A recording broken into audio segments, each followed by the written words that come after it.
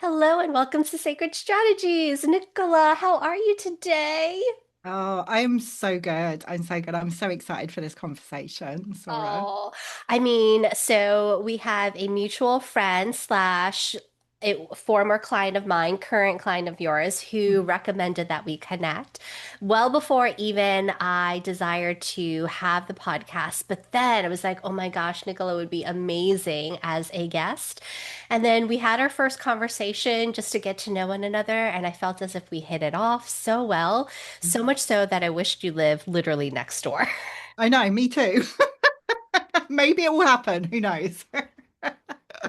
I hope we at least get to visit one another or our paths cross some point in real life so I can give you a massive hug. Oh, I'm so ready for that. Yeah, absolutely. Yay. All right. So, with that being said, so that everyone else falls in love with you, though they already are at this moment in time, let me share a little bit about you. And then you can also afterwards insert anything else you want to share about who you Hmm. are today in regards to yourself and how you serve. So, Nicola Umber is the author of four transformational books: Heal Your Inner Good Girl, Unbound, Unbound Writing, and the Abundant Author Playbook.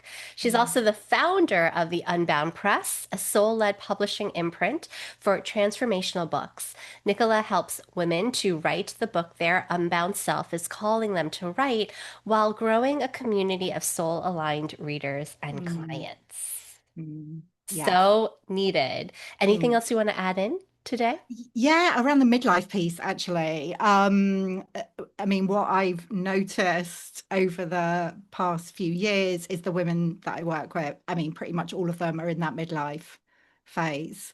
Perimenopausal, menopausal, postmenopausal, So in that, really, I think I feel like we get to this point in our lives and it's like, right, I'm ready to do this thing now. So Okay, that's, let's talk about that then first yeah. and foremost. Regarding even the books that you have written, can you share a little bit about even what caused you to write the books? I believe you're currently writing a book. Yes. Yes. Yeah. Can you tell me a little bit about the difference between the books you've written versus the book you're writing now in Oh, the fact of midlife too? Is there a little bit of a change, a shift? absolutely. Yeah, there really is. I mean, each book is different anyway. And, you talk about following the breadcrumbs, and that's very much how I approach the book birthing process. You get that first call, and then you follow the breadcrumbs, and each book becomes what it wants to be. And this current book is about midlife, like, being unbound in midlife, my experience. And I mean, to be honest, it's not completely clear what it's going to be like at the moment, Zora. And like following the threads with it. But I feel like it will be sharing a lot of my story, a lot of the experiences I've had, particularly over the past decade. And I'm finding, yeah, I mean, I've changed in the way that it's not even that I approach this process of writing a book that I'm kind of able to write a book. I'm so different from when I wrote my first one, Heal You're in a Good Girl, which I wrote in 2015 and it came out in 2016. Um, so, just over 10 years ago. So from my mid 40s to my mid 50s. And I feel like this is not just an individual thing, but a collective thing in terms of, what's happening in the world. My capacity has shifted. So it's a very, very different experience. So you wrote your first book in your 40s then. Yeah. Okay. Yeah. So you were technically then in your perimenopausal space at that Yes, I point. was. Yeah. And you didn't write a book prior to that because there are people who have written books well before that time. Yeah. But I'm Yeah. so curious because, like you, a lot of my clients are in their 40s, 50s, 60s, or they're in their late 30s, heading into their 40s. And I'd love for Yeah. you to even share both what caused you to say yes and then actually move all the way through to the publishing part Yeah. of writing that first book. And then I'll ask you the question about you now. But there's one thing about wanting to, the deep desire, the calling, the trying, but Yeah. you did the whole thing. So Yes. tell us a little bit about what happened there. I mean, it took me a minute to get to that point. Can I just say? It wasn't just like, oh, I'm going to do this thing and I did it. Um, I mean, I've loved books and writing since I was a little girl. I always wanted to be a writer. And I always had my nose in a book and I always imagined, oh, that's what I'm going to do.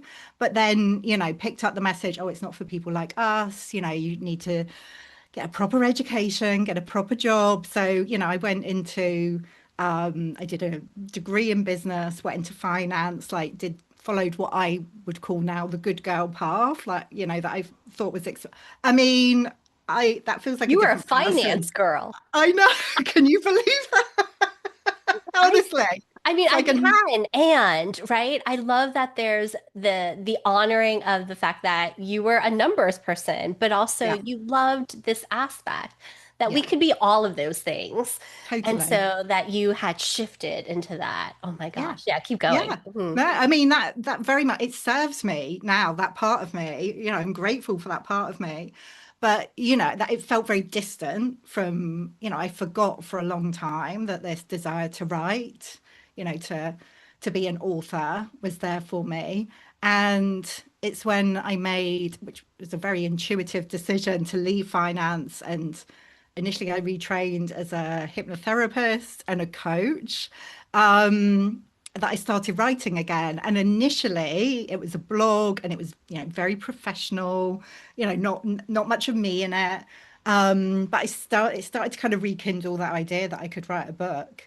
And that, went on for quite a few years. I mean, I made the decision to retrain in my late 30s. So it took me to my mid 40s to go, oh, actually, I'm going to do this. And it was the idea had been there for the idea for a book. I didn't know what the book would be, but it had been there for a good couple of years and I'd start and then drift away from it and, tell myself, oh, I need to be clearer. I need to be further along, all the things. And I went for an angel card reading with someone who's like, she's one of my friends, she's been one of my clients. And I was at a point in my business where it's like everything had dried up. I didn't know what I was meant to do. I was like, "Ah, I need some guidance."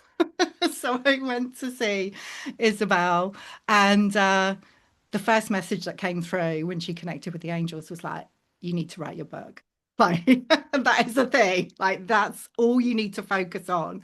And I just needed that, reassurance. And that was the thing that made me go, okay, I'm going to do this. And making that clear decision, like energetically, even though I didn't know what the book wanted to be, within a couple of days, that title, Heal You're in a Good Girl, dropped in. And I find this often actually with women that they like need or want that kind of guidance from somewhere outside of themselves to go, no, it's okay. Like you're meant to do this. It happens a lot. People have a reading, it's whatever it is. So yeah, that was my experience. And actually that book was relatively straightforward to write because I don't know. I think it was like, being a beginner. I didn't think too much about it. I just did the thing. Yeah. Oh, I love that. Okay, so if I was to reflect back what I'm hearing Mm, from you, it is firstly, there was a massive career shift that happened yeah. as you started to head into perimenopause and midlife. And Yeah. I often find that to be the case. A lot of people Mm, talk about it when they're about 27 to 30, but there's also an influx when you're about 38 into your 40s yeah. because you're now noticing what you actually want, what's happening for you. And therefore, there is a shift of a lot of folks I know who go from corporate Mm, into something that is more service based and human based, yeah. right? And I love that aspect. And often they'll say things like, could you imagine I I know. was a CFO or, I was in real estate? I'm like, I can because I get it, right? Or if they've been now a coach for 20 years, could you imagine I was a X, Y, and Z? I'm like, I can because we have multiple lives as Yeah. women. We hold so many different changes within ourselves and how we identify with the world. And Mm, then I love the fact that there was a moment in your business where things dried up because I do feel like that happens quite often. yeah. And not a lot of people want to talk about it. Mm, And it's not yeah. that you're doing anything, quote, wrong or that you're not putting yourself forward. It's simply a dry spell because there is a universal tap on the shoulder of you're not Totally. looking at something. And this is Yeah. the only way that I'm going to have you start actually looking at it. Yeah. And then that external support, because sometimes when we're in it, we really don't know anymore. And then there's a little bit of the fear and the, but why isn't it working? And, but I've already built this. And so that external validation or support kind of anchored you into yourself again. And then you were able Totally. to really come into this place of newness. And I love the fact that you were like, I don't know, maybe I was a beginner and therefore I didn't realize and it just kind of happened. But I also feel like you really honored your instinct in that. And so it feels very to me your archetypal energy is a prolific alchemist. And Hmm. often, sometimes people might think of prolific alchemists as those that are very heady and strategic and linear. I often find prolific alchemists find the prolific nature of something that goes aha and it opens up their mind into Totally. a place of being deeply touched by the divine. And then they get to use their words to flow through something that would create impact. And Yeah. so I love that that's what happened with you as well. Okay, Absolutely. so then now in your 50s then, right? So 10 years has passed. So how is your experience and the writing of the book based on now where you are at in your season coming to life? What are some of the stories? Oh my goodness. So many. I just feel like, and I don't know if this has been your experience, Sora, but there's just so many more layers now. I feel like everything felt so much simpler back then. And I was like, oh, yeah, I'm going to write this book about healing you're in a good girl, and I love that book. And it's still out there and women are still reading it. And, I wouldn't change it for a minute, but I wouldn't be able to write that book now. Um, Life just seems so much more complicated for want of a better word. So there's a lot more to kind of, pick through in the writing. It's like, I'm not gonna, not that Hill, You and a Good Girl was like a seven-stage system, but I was like, all right, I'm gonna write about these things, and it all felt very clear. Whereas this one, I don't know. I'm moving my hands. It just feels like there's a lot more to explore. So I am trusting the stories that are kind of coming forward, um, and writing about them and writing them, even though I'm not entirely sure like how it's all going to fit together. But I think that is like the midlife experience. It's not neat and tidy, and it's like, oh, this happens, then this happens, then this happens, and then there you go. It's like, whew, you feel like you've kind of dealt with one thing, and then it spirals around again. So, I'm writing about my relationships, my marriage, like the business, the identity, you know, parents, health challenges, like all of these things. And it feels really good, actually. The last couple of books, Unbound Writing and the Abundant Author Playbook, were more focused on my work, holding space for women to write their books, and then, how to allow your book to be the foundation of other offerings and creations in the world. It feels really good to be writing something now that's more personal. Ooh, so there's something that you said about the messiness of it, and Yeah, I often find how in our spiritual healing process there is that messy middle, but yeah. also if we think about midlife, there's a messiness to it, and Hmm. not necessarily a messiness around potentially for me at least. It's not a messiness of who am I and I'm going to explore all these different things and it's a little bit messy and a little chaotic in that way. It's more about in the midlife messiness, there's a lot of excavating of internal healing that I desire to do before I get to my wise woman elder crone stage. And so Hmm. there's a lot of that. There's a lot of more messiness around I don't know where my keys are, and I've got brain fog, and there's all these physical messiness of confusion that I didn't have before Yeah. and now have to acclimate. And then the messiness of the more unexpected things, like parents aging Mm, or other adulting that happens that is chaotic, that has nothing to do with me per se, as in creating it, but that I am mm. in now an age where those things happen alongside and you have to manage it. Totally, Yeah. totally. You know, I've had a number of situations like that. You know, the kind of one that they just sideswipe you, like they can come out of the blue. It's like my mum had a heart attack when she was away on a cruise in Norway a couple of years ago, and I was away at an event. It was like an entrepreneurial festival. Fortunately, I was with the most amazing group of women. It's like the universe really put me in like amongst the perfect women to be a mum. I mean, my mum's fine now, just to say. Like she Thank came, you for sharing okay. that. Let me jump to that. Yeah. But, you know, I got the phone call in the morning from her friend who was, you know, on the cruise with her and said, your mum's had a heart attack and she'd been flown to hospital in Norway. So, yeah, I had to, you know, take myself over to Norway with my sister for about a month. I was over there, and you can't like you just can't prepare for anything like that. You know, it's that kind of thing that happen, and it, like you say, at this stage in life, those kind of things tend to happen more often.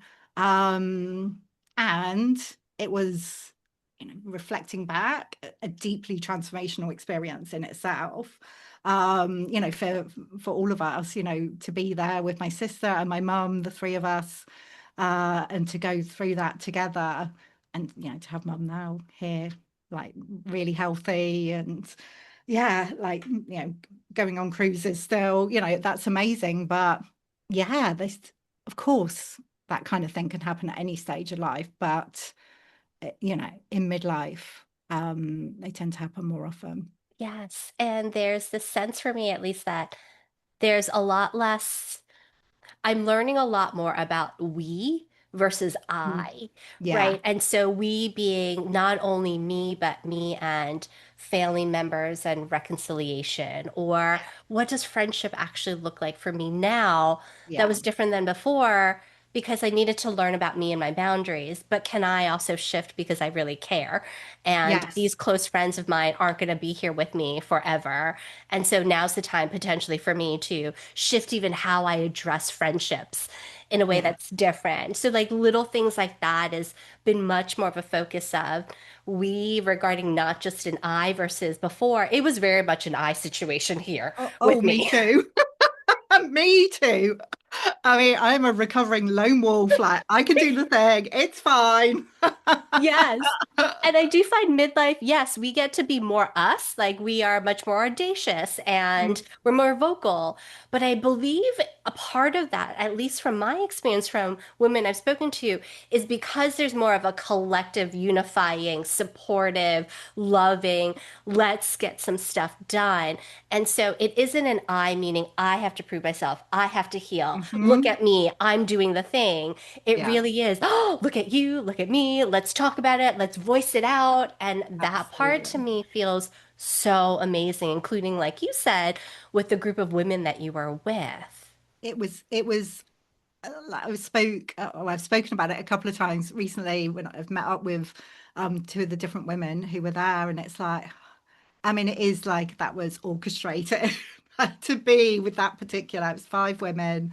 We were in an Airbnb, and you know, they were there for me, like holding space. Mhm. And when I left, because I had to leave pretty quickly, like they had like a ceremony to send, you know, love and healing energy to me and my sister and my mom. You know, it was just, yeah, so, so supportive. And, you know, you know, I'm so grateful for the community of women. You know, you mentioned, we didn't mention her by name, but Susan, who, you know, connected like just these incredible women that that I'm connected with now. I mean, that just blows my mind because that was never the case Yeah.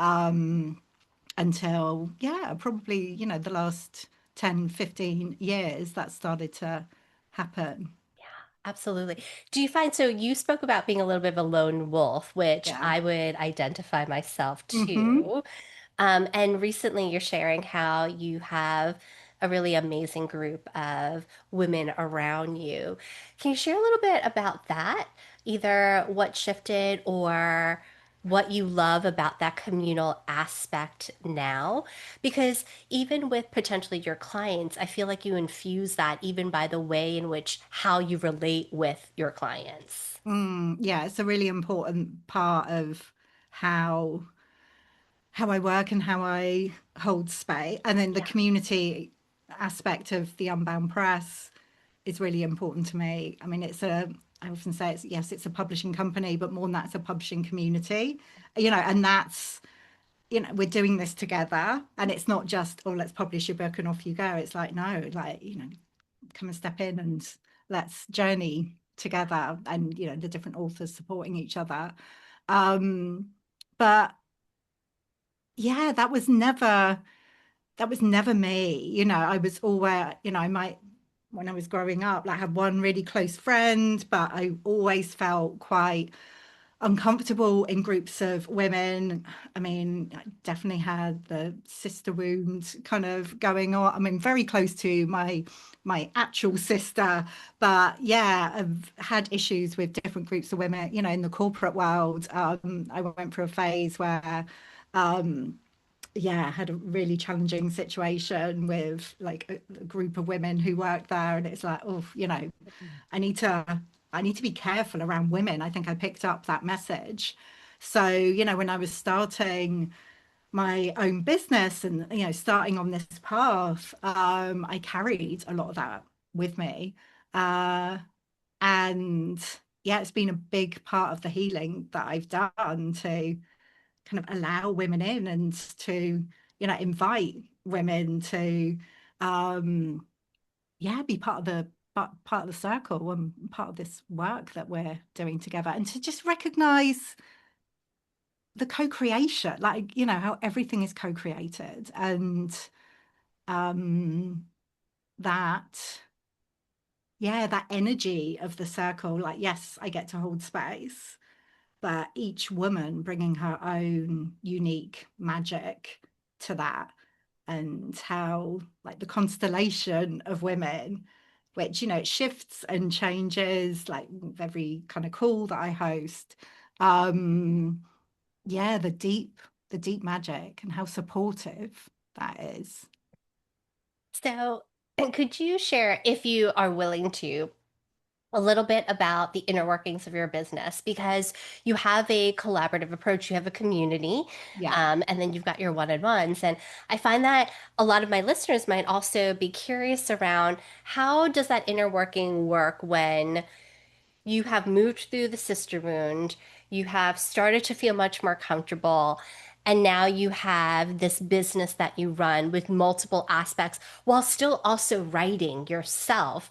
I And I know. find that for many of us, we don't necessarily know the inner workings of each other's businesses, and that could be either inspiring and or give someone an idea that they didn't even realize they had a permission slip to be able to do. And so if you would you mind sharing a little bit about how your different components work? Yeah, yeah. I mean, the community and the group offerings always, that is the heart of everything. So I'm a obviously, big believer in that myself. yeah, It's just my medicine. So yes to that exactly. 100%. Mhm. Exactly. And even, I mean, what I find is, I do work with a handful of one-to-one clients, but they're still very much part of the community.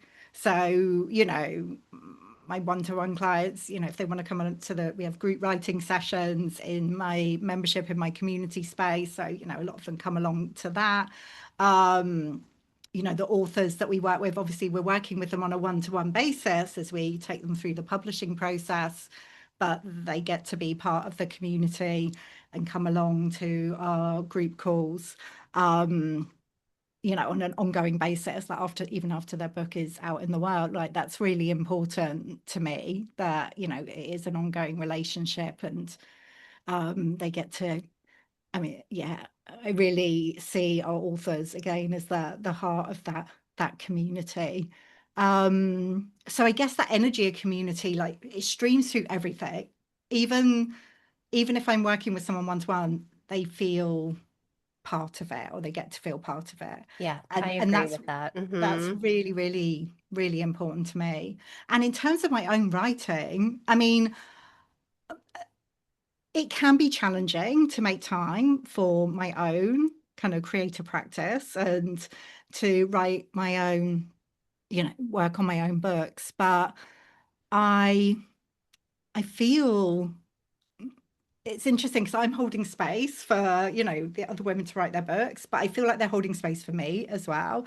And it's really important for me to like be on the journey with them.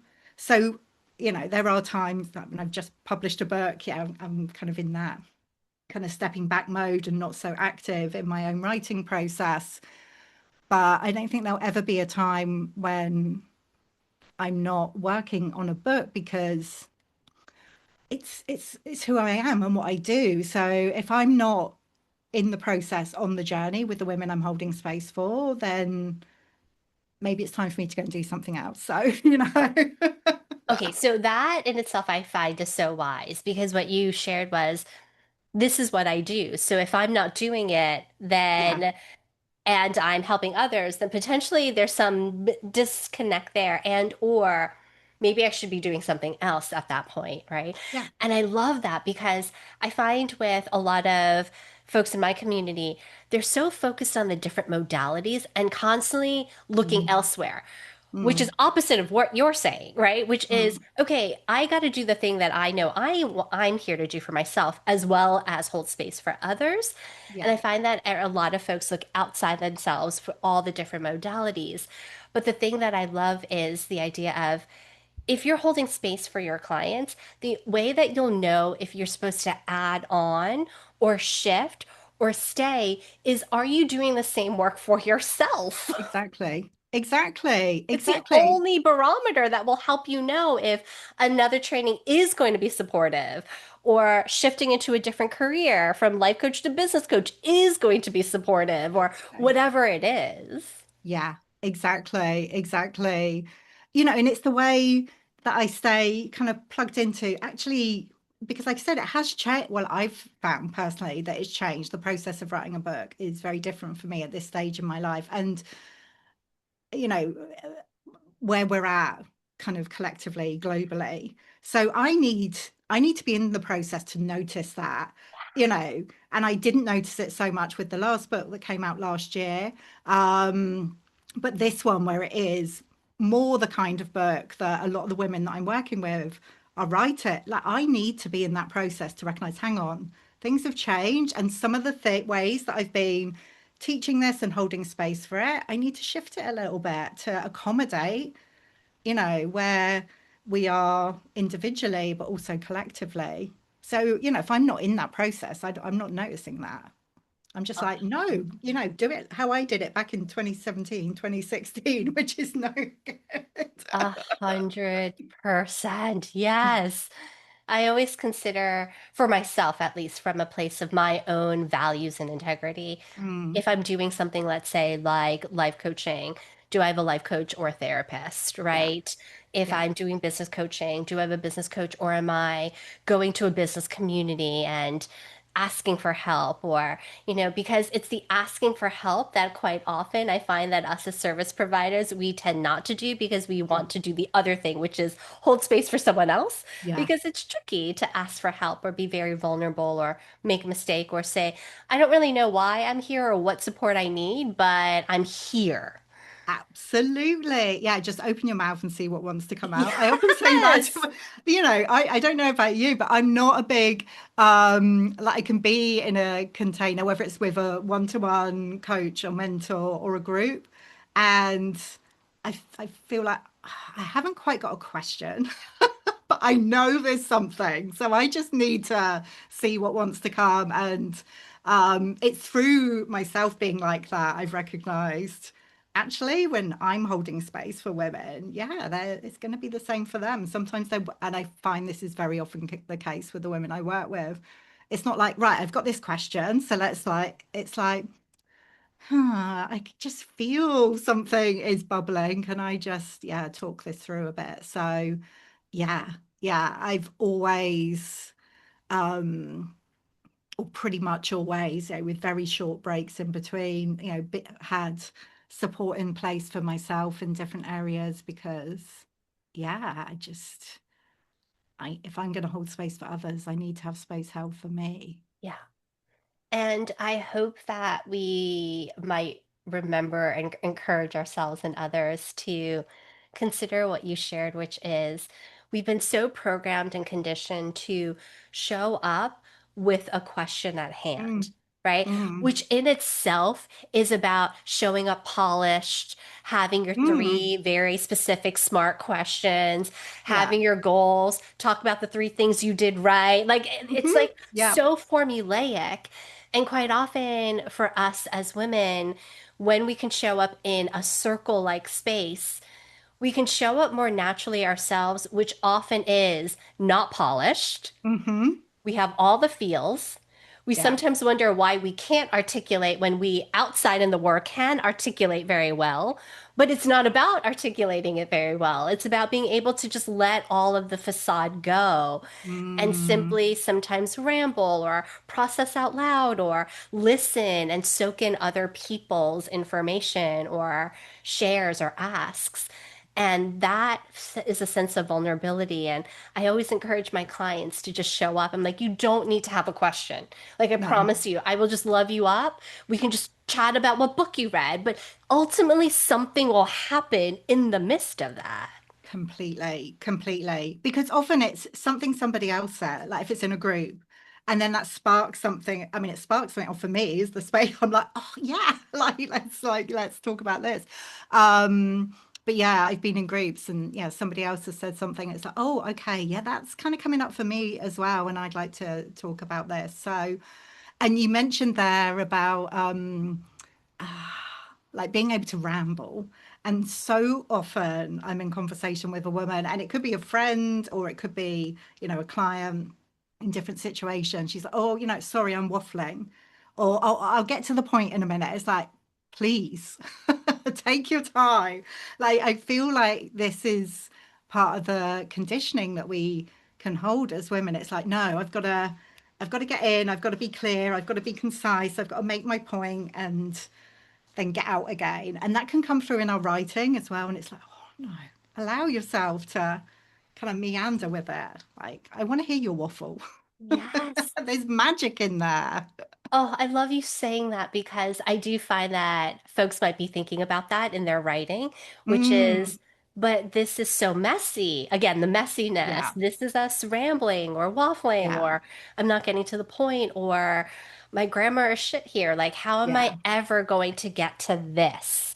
yeah, Right? This being this polished book. And then I yeah. often wonder, not all books are that polished. No, There's some exactly. beautiful books that meander, as you say, or are written in this prose-like way that's very poetic with not a lot of editing in a way that's like very functional sentences. And so Hmm. there seems to be some really great avenues for folks, both in writing, voicing, expressing, or just sharing in a group setting. Yeah, yeah. I mean, it's like, what's your natural style? Because, we've got all sorts of different styles of, expressing ourselves. So, if your style is more poetic or whimsical or meandering, you want to write in that way. And I feel like even if that isn't like your natural style, you've got to allow yourself to be messy on the page and, in our spoken words first, because that's how you get to, what is wanting to be expressed, like the golden, not that everything has to be a golden nugget, it doesn't. You can't just have golden nugget after golden nugget. Be exhausting for your reader. Like they need to kind of take a breath. So it's okay to kind of, have a little bit of waffle in there, please. Yes, it's true. They have to catch up or They process all at the do. same time. Just integrate, and receive it. So that's how, it's how we communicate. It's not all like, right, I'm going to give you my five top tips and that's it. It's like, no, like take your time with it. So you talked about the messy middle earlier, and I think in the book writing process, it can that very much shows up. But I often reframe that as the magical middle because that is where the magic, the magic is in the mess. So we have to allow ourselves to be messy. I I mean, agree. that's absolutely been my experience I in would every say area of my life, I think. I would say in every area of my life. I would say the actual book writing process is not something that I've done yet, but I'm very much curious and excited about the whole arc of all that you Mm, experience when writing a book. So I'm not a no to it. It's just not a yet, but will soon. So there's that piece. love Um, that. which I find, yes, it keeps on always tapping me on the shoulder. And I'm I, just like, I, no, no, no, I, no, not yet, I'm not yet. sure it does. I'm sure it's going to get pretty noisy. It does get very Just noisy. saying. It does get very noisy. And there's certain things where, because there's a little bit of a pause in my life with Mm, chaos, I'm like, oh, is Nicola's story for me? wow. I'm just like, oh, that really just kind of got me. But speaking about mess and the golden nuggets, quite often, and this is just a little behind the scenes randomness, but Mm, quite often after a coaching call I have with my clients, because we do a group call, I very much love like you, a group dynamic, even in yeah. coaching. I will start listening, I will remember what my clients were sharing. Mm, And often the magic happens in their meandering, yeah. not when they say, can you tell me three things to help me with X? No, Sure, no. those are great, but it's when they're just like, oh, but I'm feeling this and that, and what's going on, and they share the arc of a story, and I get to Mm, help them piece it together. And so what I often do is I will start sharing and noticing, oh, that's interesting, or oh, that's a concept I really do love and know for myself. I love to dig a little bit deeper about why I said that. And so I'll mm. listen to myself again. And the first thing I always think about is, wow, Sora, you are just rambling. I don't know if I actually am, but when you hear yourself I know. in real time Yeah. with your filler words and getting excited and saying and looking and because pieces are coming together, Yeah. it could feel very messy, but also it is so magical because I could see myself processing and speaking it out loud in that moment and the reaction of the person who's there. But I Yeah. get to then process it later and think about how is that now a part of my body of work? Absolutely. Absolutely. It's so interesting, isn't it? I know I've come off like calls before and been like, oh, what was what was I even saying? That just felt really messy. And all of those things that I thought I was going to say so clearly did not come out. I think we can be very judgmental of ourselves and, other people are not experiencing it in that way. But yeah, like you say, we have to let ourselves do that. Like, who says that filler words are so bad? I mean, I love a filler word, as you probably noticed. I haven't noticed that, but I do think that our clients enjoy it because it does give them a pause. And it Exactly. feels like we're having an actual conversation versus me being coach and Yeah. you being client. Yeah. Exactly. Exactly. Yeah. It wants to feel natural and yeah, I mean, I notice now as I'm speaking, I'm like, just looking into the distance, and I know, whatever is wanting to come is just like dropping in. But I have to allow space for that. It's not always going to be a golden nugget, but there's something around trust, actually. We get to trust ourselves that even if it feels waffly or rambly, like whatever is happening in each moment is perfect. Yeah. And I wonder if with writing, the way I find I'm always a big proponent for my clients, especially with most of them being in midlife, saying, you have wisdom now. Oh, yeah. You have deep wisdom. Yeah. And we need to get to underneath the surface of what you're saying. And the Mm, word choices you use are often ingrained from the spiritual community of what you hear over and over. But I mm, want to know what your actual real thoughts and feelings are, yeah. which happens in the messiness, Yeah. not in the polishedness. Yeah. And it happens when they get frustrated. They're like, I don't know. I don't know. I don't know what you mean by the definition of what I think about being authentically you. And they start fighting me a little. But then they get there, and it's so beautiful, either through a writing practice or just verbalizing or walking with it. And that becomes a body of work that they begin to really understand and associate with them, which builds their confidence and then creates their methodology and just has them anchor in a way that they could write a book about. And I wonder if your process with your clients, if you notice that to be true for them too. Yeah, I mean, people don't want to hear this, and I'm sorry, but I'm not sorry. But the most powerful times in the book writing process are those times when like you're feeling like you're in the void, or it's just feeling really edgy and uncomfortable and frustrating, and there's something that's wanting to come, but it's not quite coming, and you can't find the words. And like I always get excited when someone is experiencing that. Like if someone's like, like it's just not happening, like I feel like I'm in the void. I'm like, oh, something good is coming.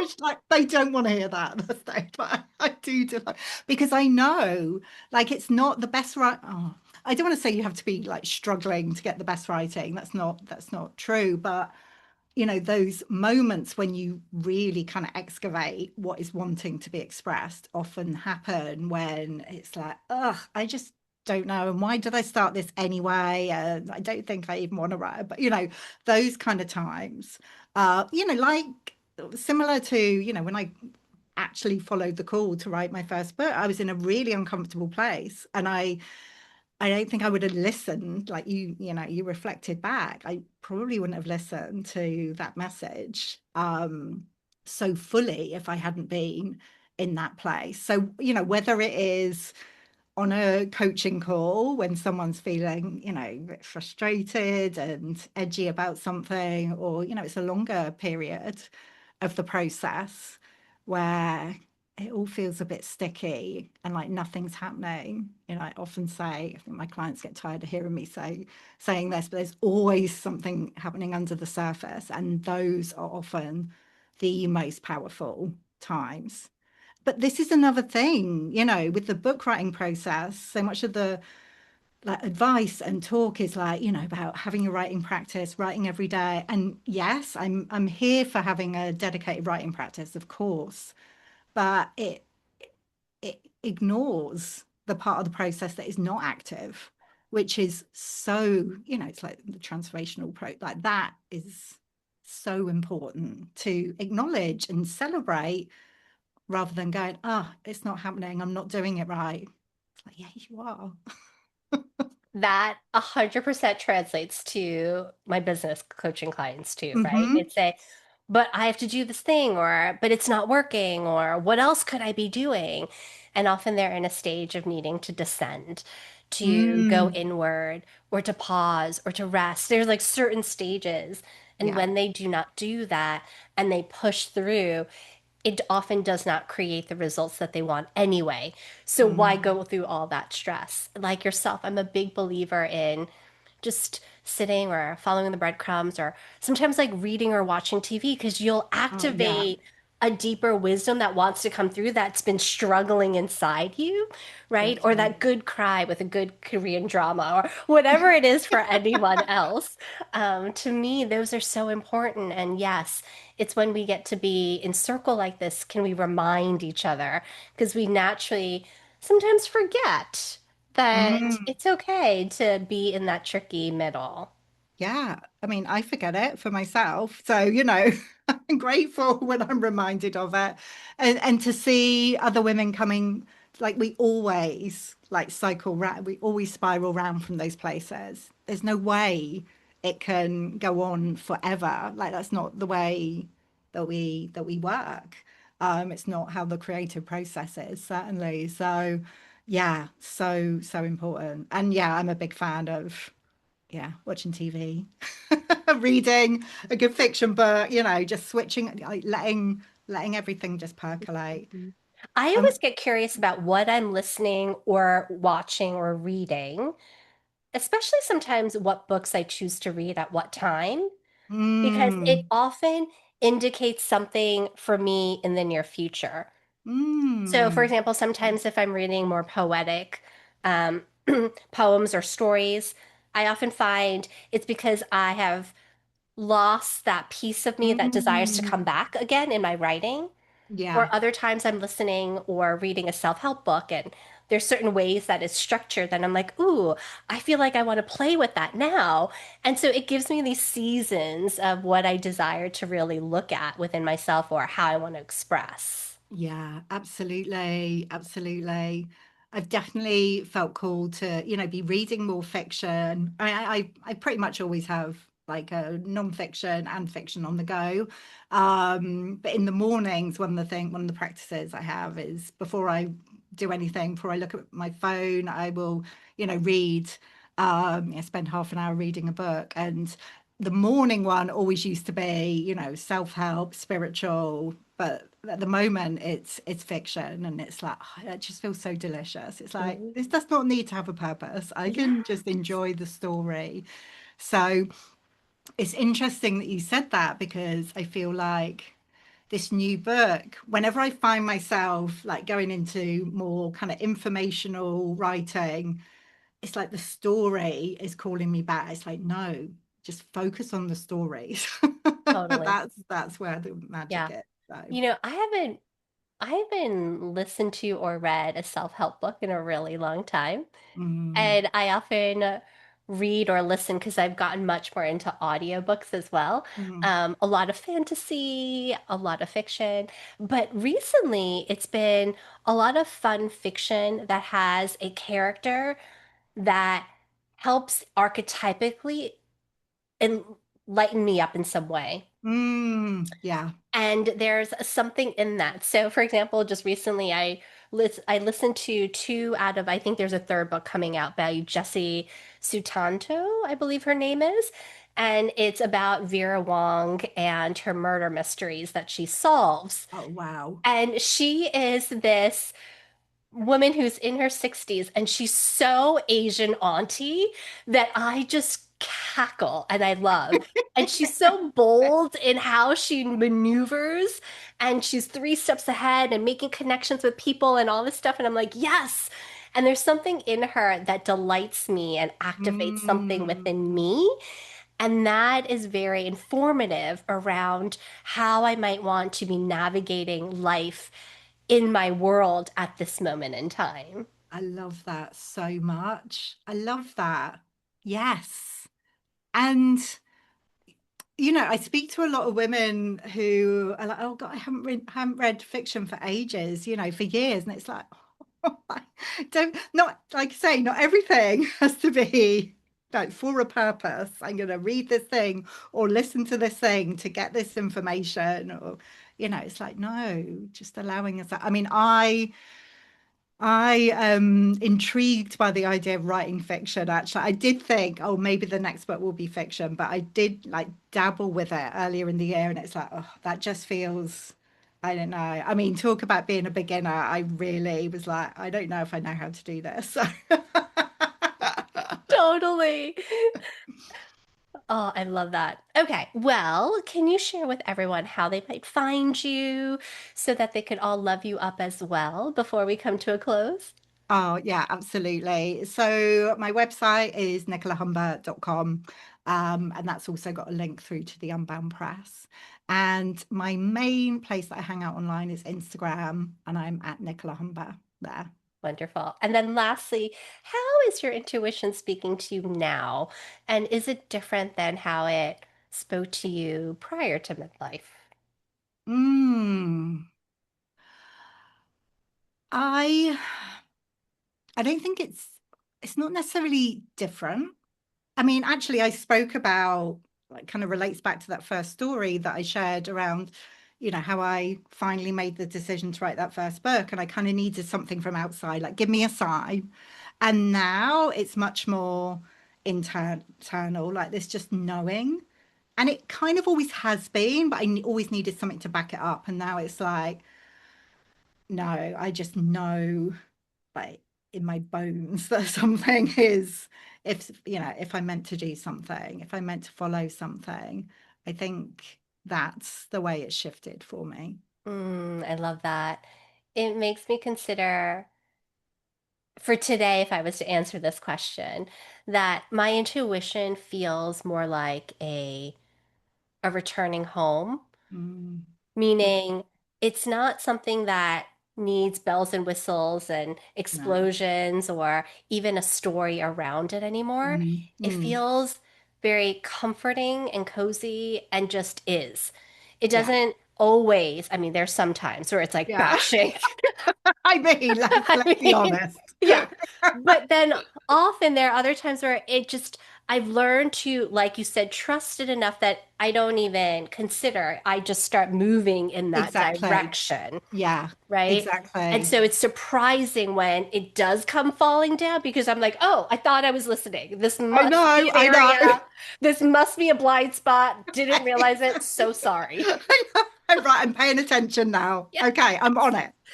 No, that's so. I was speaking with a client about this the other day, and she was talking about how, that very thing, how it used to be like very noisy, big signs, and now everything feels much more subtle. And yeah, absolutely get that. It just feels most of the time quite natural. Okay, I'm just making that caveat. Okay. Yeah, exactly. Exactly.